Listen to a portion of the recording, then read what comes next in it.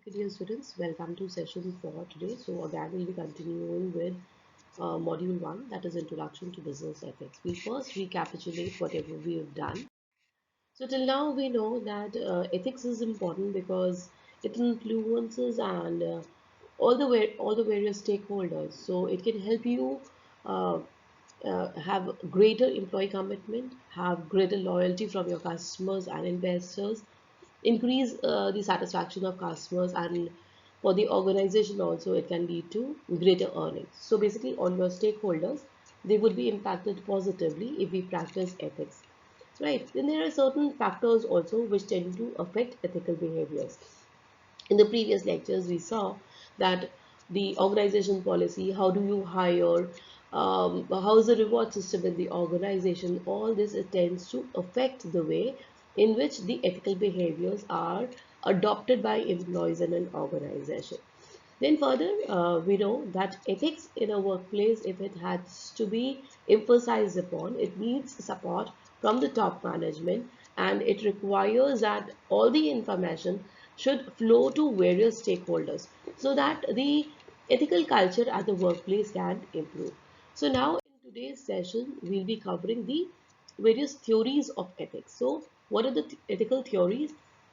What are the normative themes? What is consequentialism, non-consequentialism, psychological egoism, and personal egoism? Today we'll be discussing that. Okay, so over here I'll be showing you a video that is going to talk about normative theme basically. And to get you started off with this video, we see that this is Immanuel Kant. He's the leading person who talked about ethics, and he discussed the theories of ethics, right? So Immanuel Kant, he tries to explain normative and descriptive theories. So over here we do things. Normative theories, it refers to the theories that point to the expected ways of acting morally, right? While descriptive theories, they refer to the real practice and refer to what and how it is. However, in this learning module, we'll be concentrating more on normative theories only. Now, before we start talking about normative theories, let's first understand the two extreme positions in ethics. So the two extreme positions are ethical absolutism and ethical relativism. What is ethical absolutism? It points to a dogmatic view, right? So ethical absolutism, it is something which prescribes an objective view in making a right or a wrong decision. But ethical relativism, it states the context is important in determining morality, right? So this is relativism. Therefore, it is subjective. Ethical relativism proposes two contrasting beliefs can be equally correct, right? And in doing so, it differs from descriptive relativism, which claims that different cultures have different ethics, right? So but our focus is normative themes. So ethical absolutism, relativism. We take a look at an example here of people taking a stance, which can be considered ethical absolutism. Given the judge, Christian believe that life is a sacred gift from God, and therefore these are wrong acts to do. Right. However, ethical relativism believes that abortion is justified in case of rape or danger to the life of the mother, or that terminally sick people have the right to decide to end their lives. It is something wherein it is justified by relativism. We will be looking at the reason behind it. Now let's examine normative ethics a little more deeply. There are two categories of normative theories, uh, theological and ontological theories, right? So we will be classifying this. Theological theories are further explained through egoism and utilitarianism, while deontological theories, they account for Kantian ethics, ethics of duty, and ethics of rights and justice. Let's now move towards having some deeper understanding of these theories. So what is theological? What is deontological? So first we'll discuss the theological theories. They are derived from the word teleos, which means goals. So over here, what we are seeing is just the end result. How much theological theories, they are also called as consequentialist theories. More commonly, theological theories, they're known as consequential theories, which claims moral judgment is based on the intended outcome. So over here, we are more oriented towards what is going to be the outcome of an event. It is based on um, the quality of the intended outcome, how happy people are going to be with the outcome of a particular event. So egoism, the presumption here is that a manager, as a moral agent, or the business person or the organization, will first try to safeguard their position and first preserve their own interests. Right. This theory poses a number of problems as it creates conflicts. Right. And if it is given in a situation that parties involved seek to pursue their own interests, then it is nowhere a theory of ethics.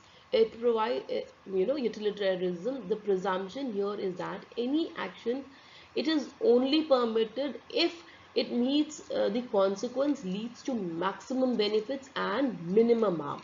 So in consequentialism, this is the key line. It is based on the greatest happiness principle.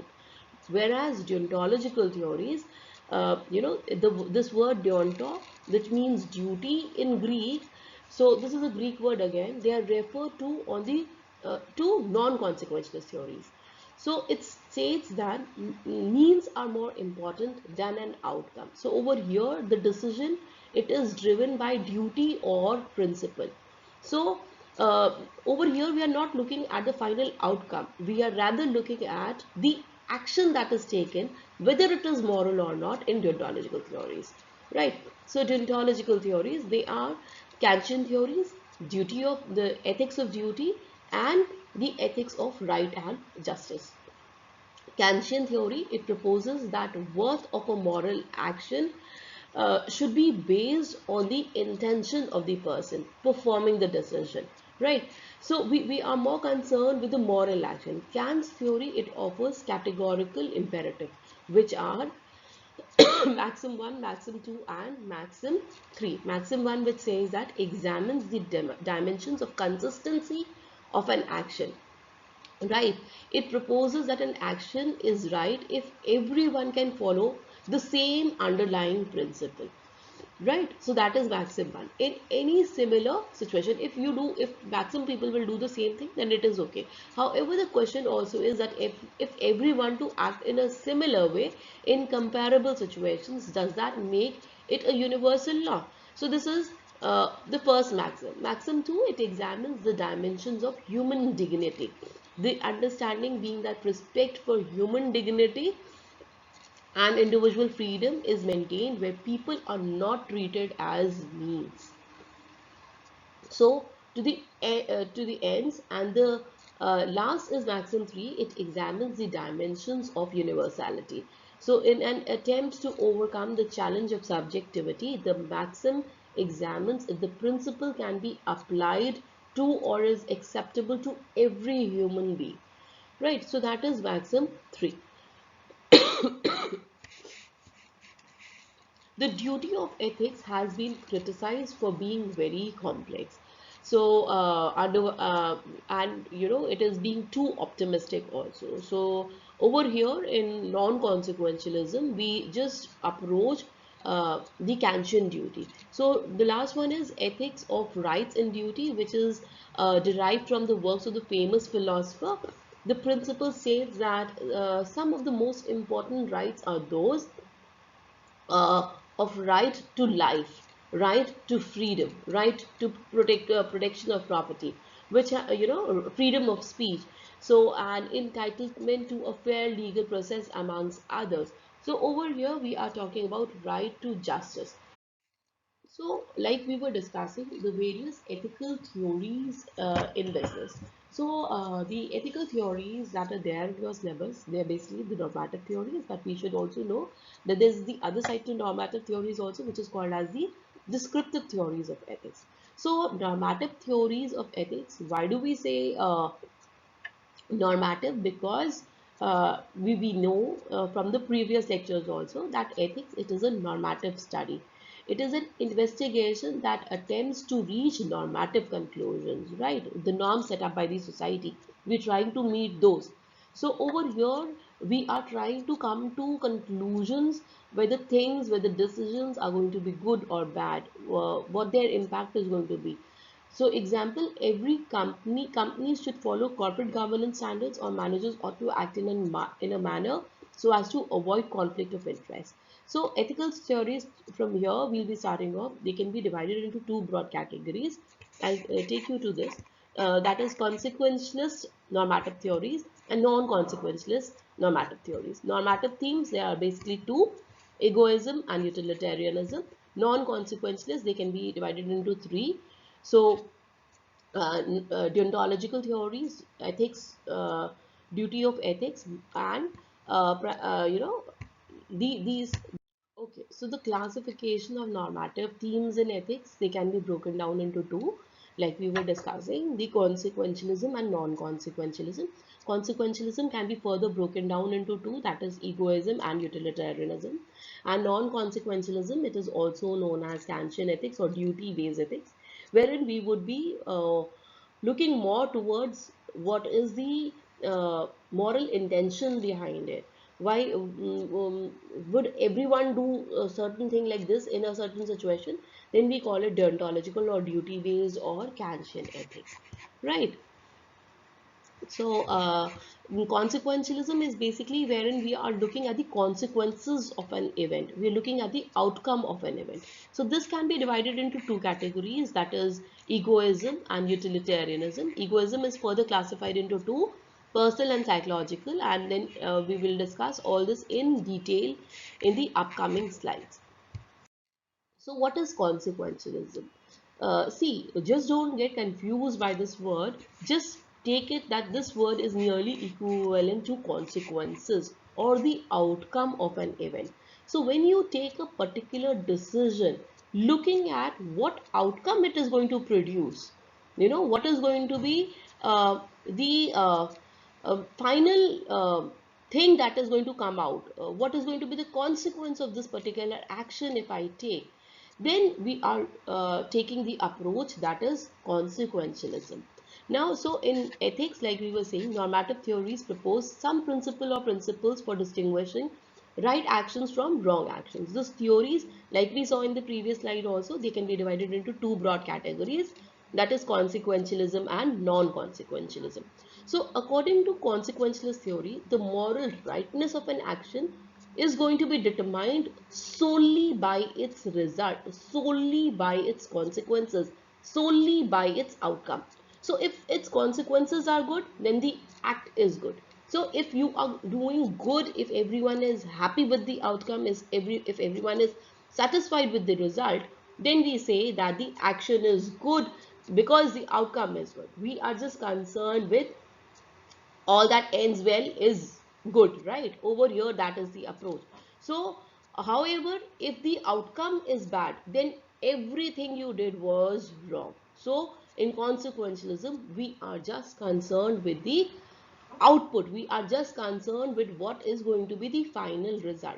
So consequentialist moral theorists who adopt this approach determine what is right by weighing the ratio of good to bad, right?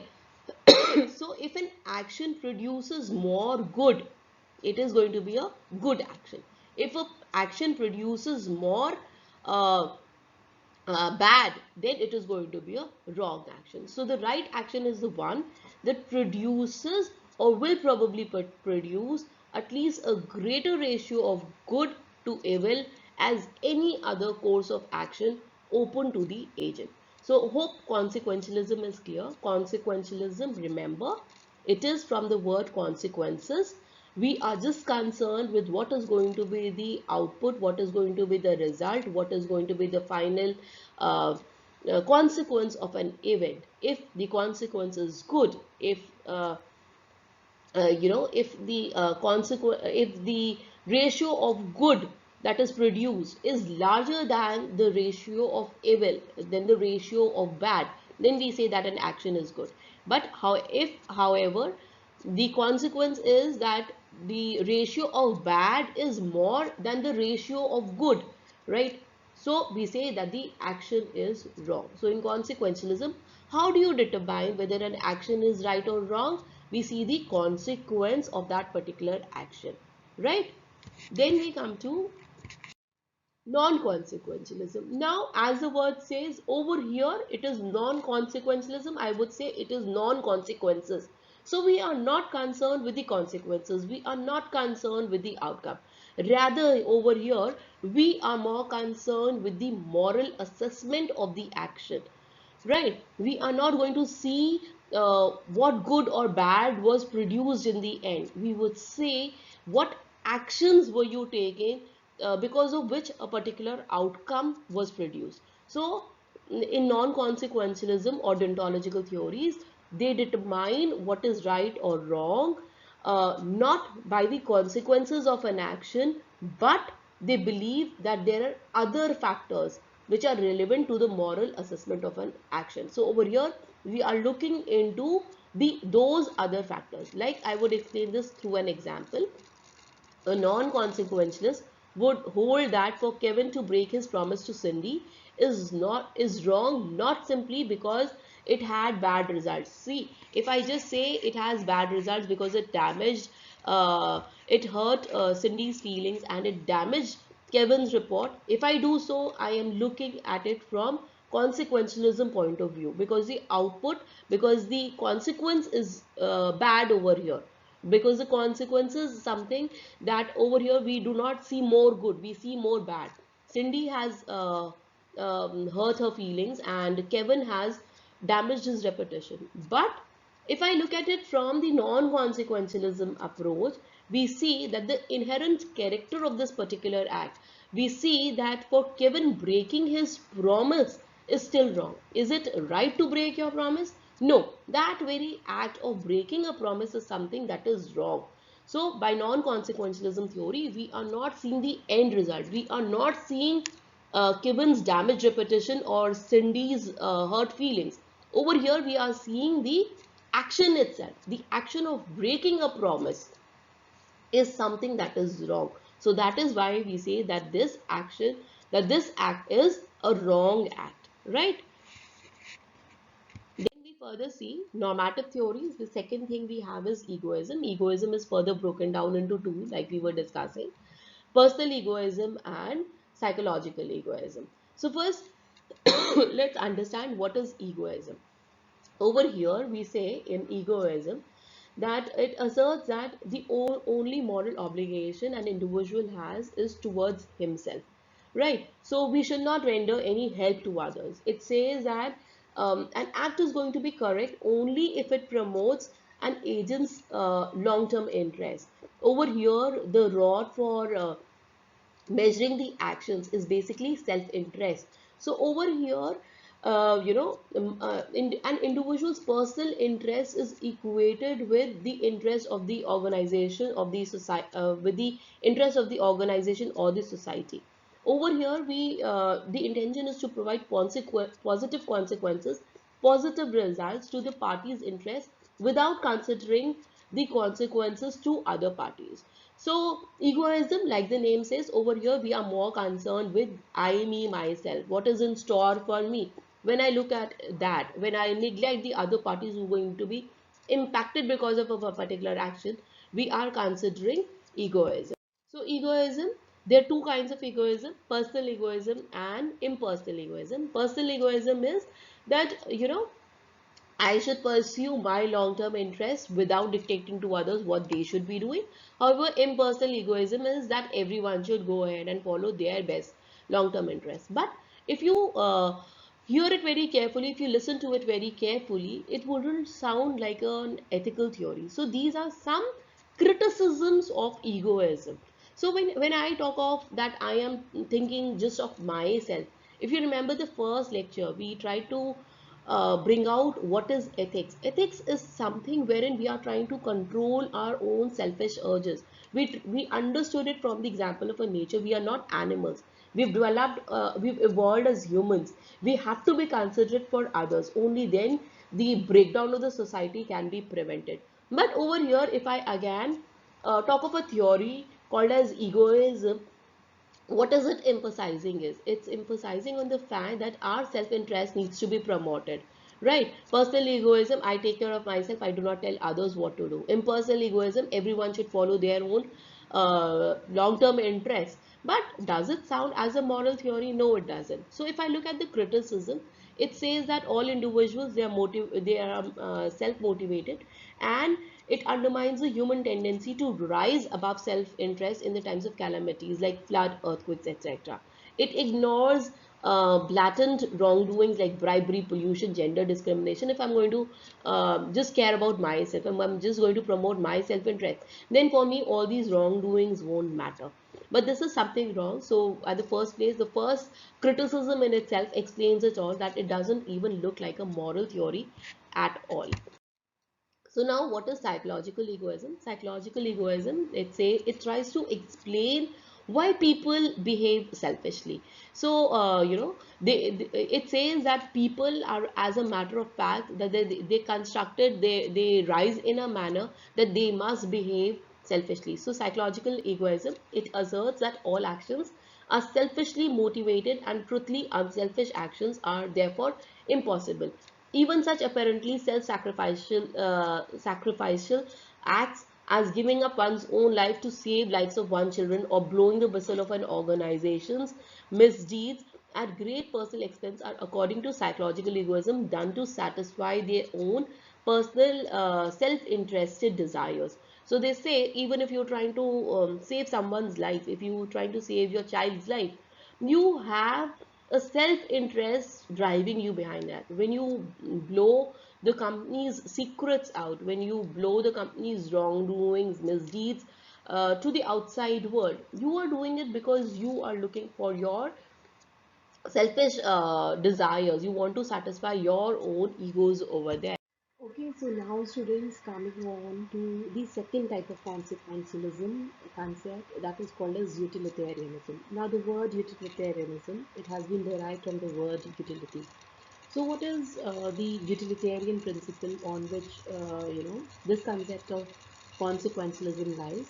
So let's see the utilitarian principle. So utilitarian principle over here, an action is deemed to be right or wrong depending upon how much utility that particular action creates, or how much utility is derived by completing a particular action. So what is the utilitarian principle? An action is ethically right only if the sum total of utilities produced by the act is greater than the sum total of utilities produced by another act that could have been performed in its place. So like, let's say there are two actions that I can undertake, action A and action B.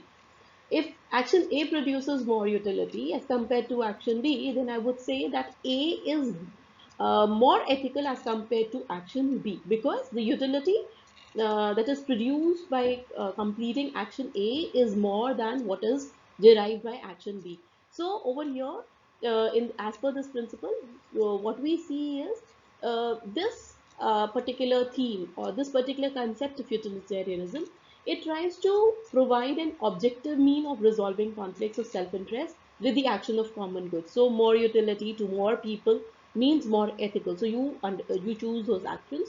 So with this particular concept, we are trying to resolve the conflict of self-interest. Similarly, this theory is very flexible. It is more result-oriented approach to ethical decision making.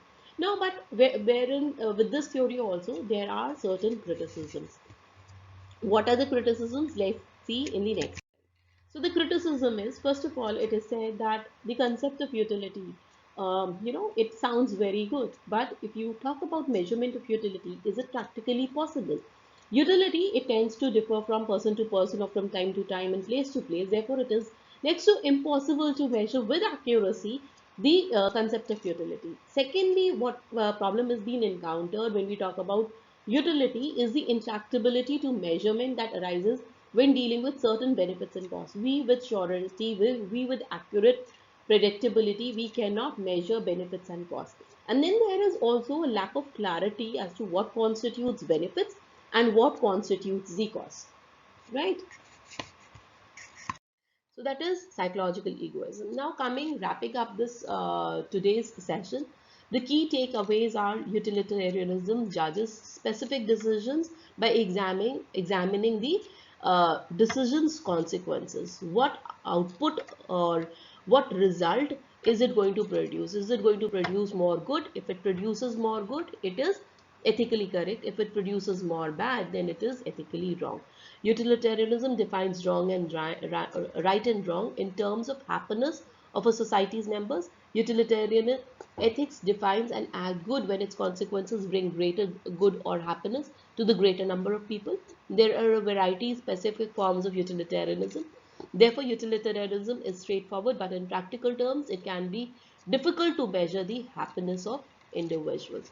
So these are some questions that I want you to answer based on utilitarianism. How could a utilitarian justify cheating on an exam? What are two advantages of a utilitarian ethics when compared with ethics of duty? What are two disadvantages of a utilitarian ethics when compared with an ethics of duty? Ethics of duty, I mean Kantian ethics or non-consequentialism, right? So again, these are the references that I use. Thank you so much, class. Oh, thank you, dear students.